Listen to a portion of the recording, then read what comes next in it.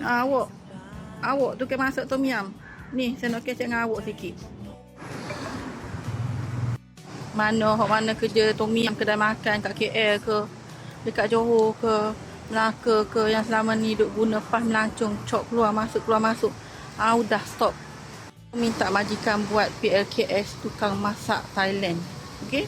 Nak seronok sangat. Tak apa, esok pas tamat balik pergi Bukit Kayu Hitam, pergi Kata Panjang, ambil cop lagi 13 hari. Lepas tu masuk, sambung masak tom yum. Dah cukup dah, tak boleh dah lagi tu. Sekarang ni zaman AKPS, jaga pintu masuk negara. So, no U-turn, no duduk lama-lama. Kita takut bekerja tanpa pas yang sah. Kalau buat juga, AKPS akan NTL kan orang macam ni. Lepas tu tak berasap lah, tak dapat lah nak masak tom yum lagi dah. Tunggulah sebulan balik baru boleh masuk.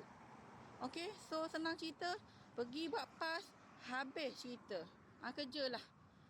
Okay, tu je lah nak pesan. Bye.